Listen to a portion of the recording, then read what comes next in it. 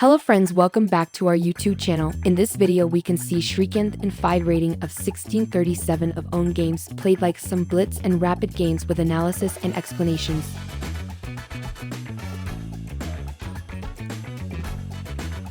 Hello friends, welcome back to my YouTube channel. So like yesterday in the evening I was playing two blitz games. So blitz is all about blunders you can see in the games.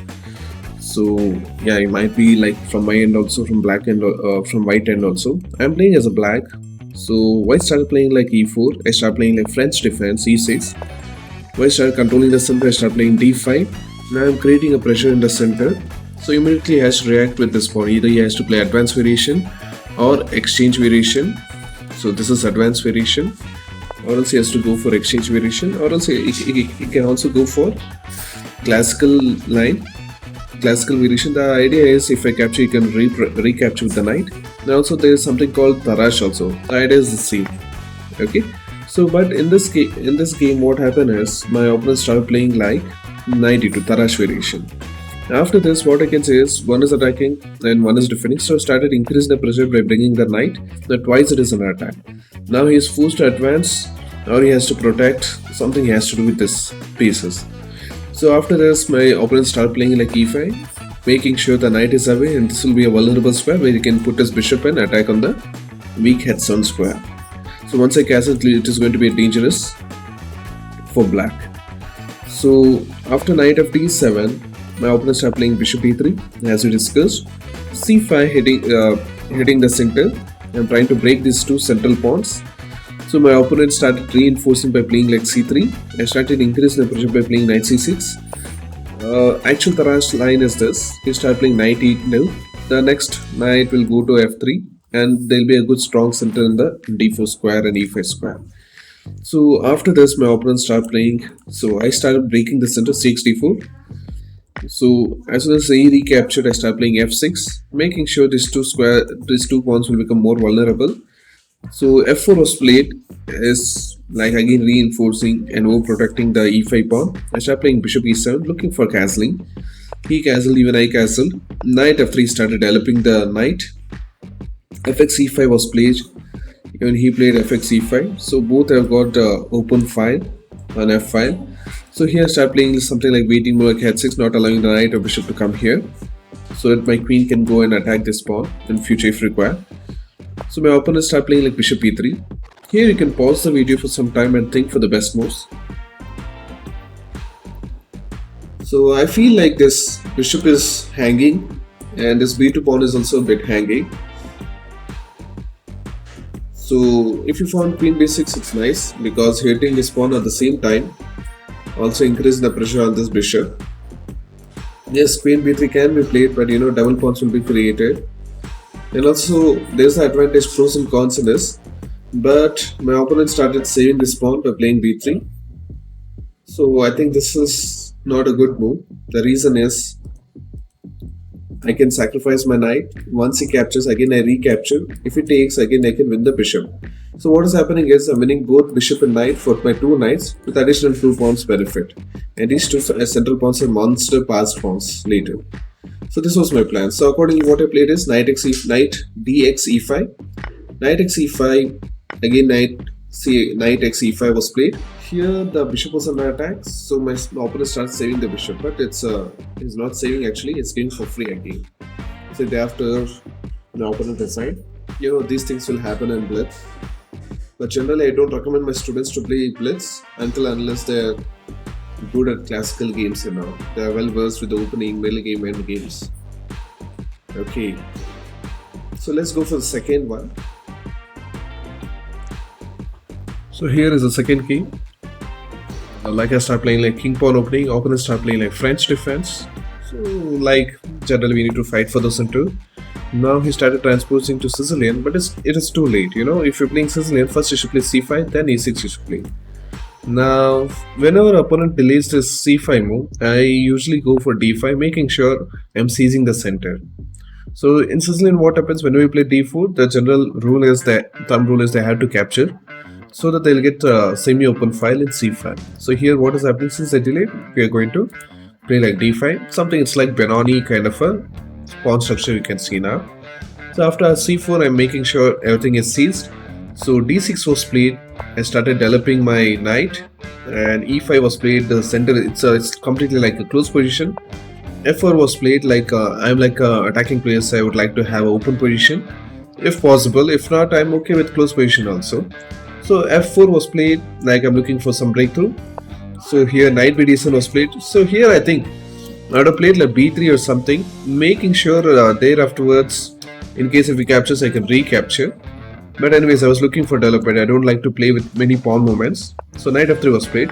Ex f4 was played. Of course, I can't take this pawn because queen will capture this. The knight is hanging and so many problems will be created.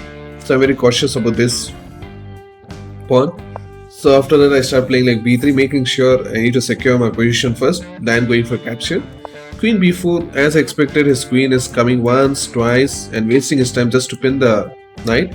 So queen c2 was played, making sure I have a good diagonal and also support over here.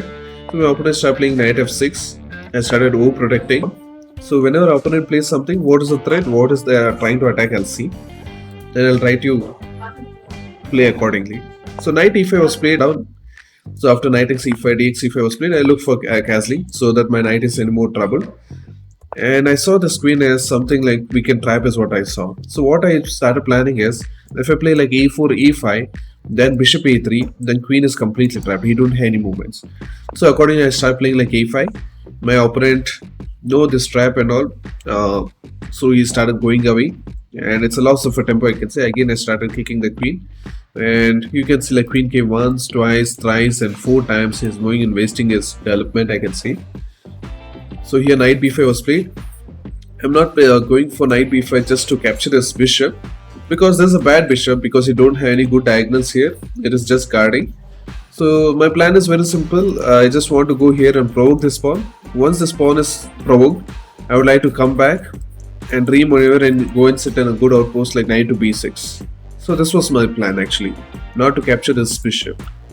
So accordingly, he started provoking. He started asking, do you want to capture? And start creating a weakness on b6 square.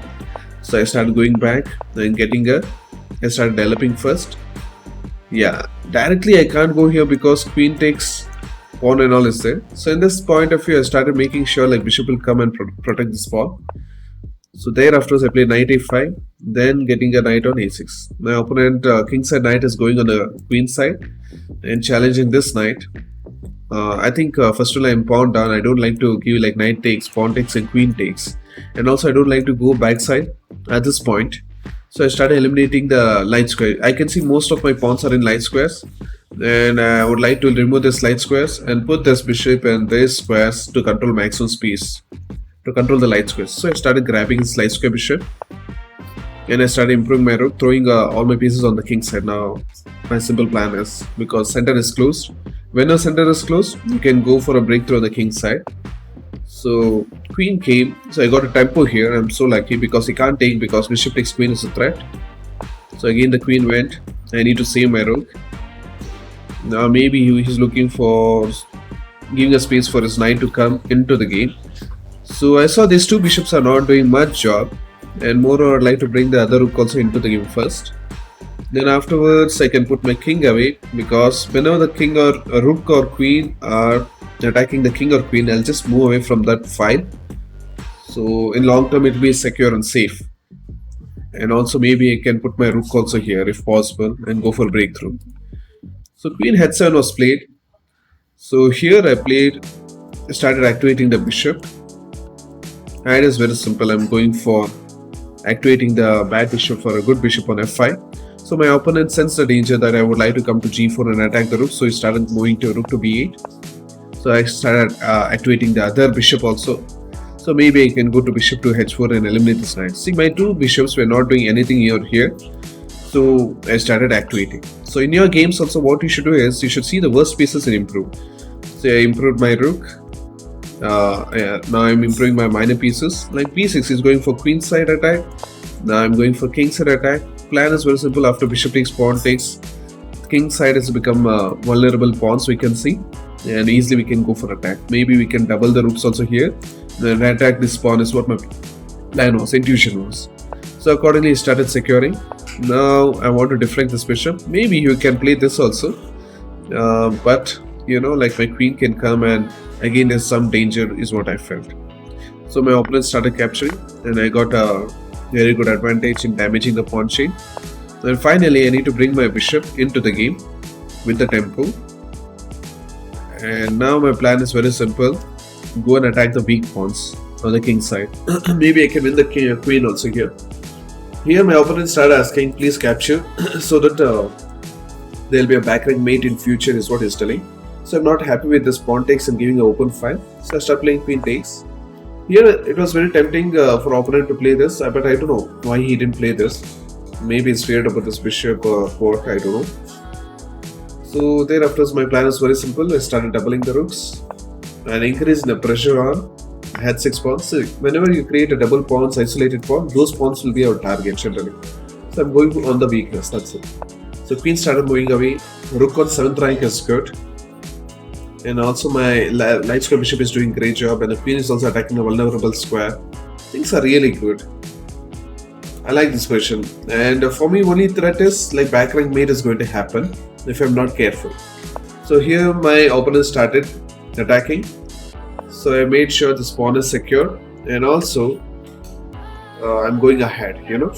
So here my opponent made a mistake by playing rook to d4, and game is over. Because I got a square to come here.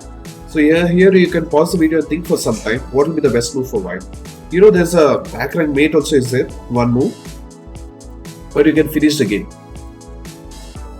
If you sacrifice the queen, there's no point, there's no use.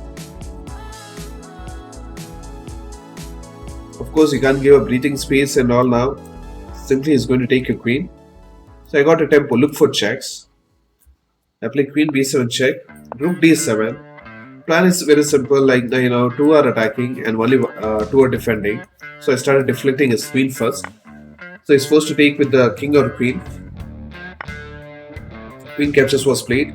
Again, it seems to be bad idea, I can say. Now I start playing like queen takes, king check. Once the king moves, again check, king to g7, again rook check, and then mating. You know, I had one more, opponent had one more mate, but I was able to make 5 moves. In 5 moves I was able to win this game. So here's one more game where I was playing a rapid game, like d4, a queen pawn opening. Against queen pawn opening, play queen's gambit, decline, semi-slab defense, and also sometimes I play grandfield defense. In this game you can see like I played a king's defense, which is my favorite. So like c4 was played and g6. I'm looking for king safety first. Knight c3, bishop g7, e4, d6. After bishop e2, castling. And bishop g5, kind of Arabic variation. Like, I would like to ask him the question: do you want to capture the knight or you want to go back? Bishop went back and aiming towards the king's side. These 2 bishops are doing great job on the king's side. Maybe he wants to put h4, h5 and go for a breakthrough also. And also even he can bring his queen and hit this pawn. So, but I have all sort of solution for this. So whenever there's a kingside attack, we have to break the center. So I would like to play like c5 and making sure this diagonal is good for me. So here I play c5. So he responded with d5. Now I start playing like queen a5. The plan is increasing the pressure on this pawn. So of course knight cannot take, and there will be huge pressure on this knight because it's pinned. So my opponent is smart enough. He started playing queen d2. So I started taking the plans of this Benko system. In Benko system, what happens, like a6, b5, you'll be sacrificing a pawn. And yes, of course, you're losing the pawn also, but you're getting a huge open file on this. And there'll be huge pressure over here, which you can see in the end of this game also. It'll be the scene. So a6 was played. My plan is very simple. And he's going for breakthrough on the king side. So I can't play b5 immediately because I can sense the danger here. And some damage pawn chain might happen. So I start telling like, no more attack. I start closing the doors. f3 was played. Maybe he wants to go for g4, but here smartly I start playing b5. So there's a pressure in the queen side for him. He has to react immediately. So I started capturing. I started recapturing. It looks like he's winning a pawn, and he forgot to attack on the king side, which has to be done.